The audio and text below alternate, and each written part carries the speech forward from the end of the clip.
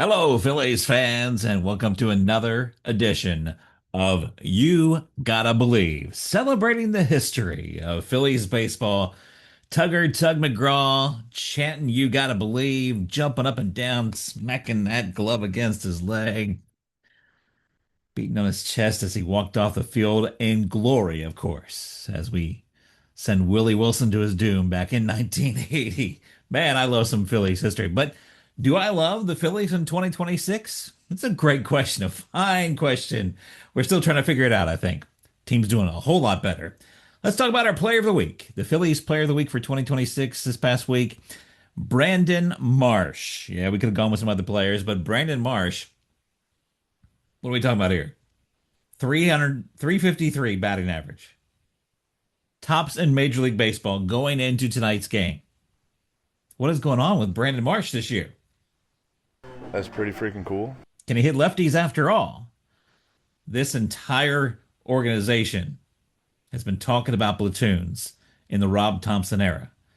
And Brandon Marsh couldn't hit lefties, so to speak. Guess what? He's hitting lefties and everything else in sight. And man, he has got the greatest beard and that great hair. He is definitely a superstar on the team. Maybe not in the entire National League yet, but on this team, he is definitely the core, the center, the morale of this team. And he's leading the league in batting right now. It's absolutely amazing. Phillies pitcher this week, Christopher Sanchez. He didn't give an earned run the last two starts. Not just was the Phillies player of the week, but he was also the National League pitcher of the week as well. So our pitcher of the week, Christopher Sanchez. Let's hope we can keep that going. That guy is just, he's got every kind of in and out and up and down and speeds that you can imagine with a great pitcher. I'm glad we've locked him into a big contract. And let's look back in this week in Phillies history. Speaking of great pitchers, the great Robin Roberts and his immaculate game. When was this very special immaculate game? May 13th of 1954. In this week in Phillies history, Robin Roberts had an immaculate game against the Cincinnati Reds. Why is it immaculate and not perfect? Well, it's because he gave up a hit to the first batter and then retired the next 27 straight hitters. Robin Roberts, his name plastered against the wall in the outfield, just like all the other Phillies greats. And speaking of great Phillies pitchers, Steve Carlton, in This Week in Phillies History, hit his 10th home run, a grand slam back in 1984. So, coming back to today, let's talk about what's going on with the Phillies this week. They're starting a road trip against Boston tonight. Wheels is on the mound. Can the Rooster run his already impressive comeback streak after the big injury and get this trip started off right? My money's on Zach Wheeler. And then you got Kyle Schwarber. What's he going to do over the next week? Oh, he's just leading the league in home runs pretty much with 16. He's batting second tonight as always and currently on a 63 home run pace. Can he keep that up? Bryce Harper in the top 5 in the NL in OPS. I think the guy's an elite player still. Pretty sure of that, Dave Dombrowski. And speaking of those two, Bryce Harper, Dave Dombrowski, Bryce's best friend on the team is second baseman Bryson Stott. Congratulations, by the way, with another baby that just had this week. Big rumor yesterday, as they were talking about the new baby, big rumor hit the interwebs. What in the name of Arnold Bake McBride is going on here? Take a listen to this. Bryson Stott was going to be traded to the California, Los Angeles, Anaheim Angels for Jose Soriano, who is one of the best pitchers in baseball this year. He's absolutely amazing. His record is 6-2.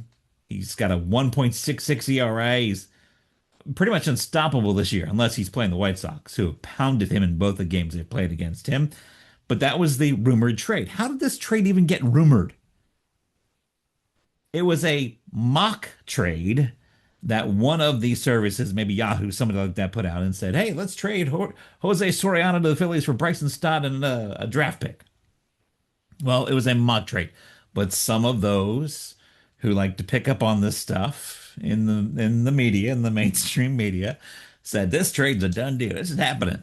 Well, as of today, that trade is not happening. We'd love to have him on the team. I'm not sure Bryson Stott is the guy to go, and I'm not sure the Angels would want Bryson Stott right now. Believe me, I like the kid. 256 batting average, some big moments over the last few years. Speed, absolute speed, and great defense. I think he is a great player for up the middle defense. Kind of like Manny Trio in some regards, but Trio could hit a little bit better. And Bryson Stott is just not quite getting over that hump we've been expecting him to get over. So I don't think the Angels would pick up on this guy after all. Now, if you want to throw Mike Trout on the deal, I'll send Bryson Stott any day to the Angels. Love to have Mike Trout in a Phillies uniform. But here's the power struggle here. Dave Dombrowski already called out Bryce Harper as not an elite player anymore. Can he get back to that status? Like I said, I think he's getting there. I think he's showing it off. And then about a week ago, Bryce said, I love Bryson Stott. I think he should be an everyday player. I don't think he needs to sit against lefties. I think he needs to hit every single day. So here's Bryce Harper, the undisputed player leader of the team, and Dave Dombrowski, who seems to have it in for Bryce Harper. And the two of them are a little bit at odds, just in the media at least. So what would happen if Bryson Stott was traded away with Bryce Harper saying that he should be playing every day for the Phillies? What do you think would happen? Would Bryce Harper's chip get bigger? Would he demand a trade to go on his merry little way to the Angels or something like that? I don't know.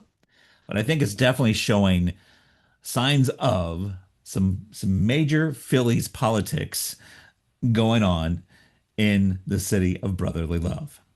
We'll see about that one, and we'll see about the next few games as the Phillies take on the Red Sox.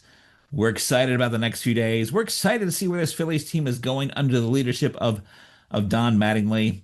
We just got to get over that 500 hump, and then maybe we'll be making the trades for the players instead of trying to get rid of some players. You got to believe.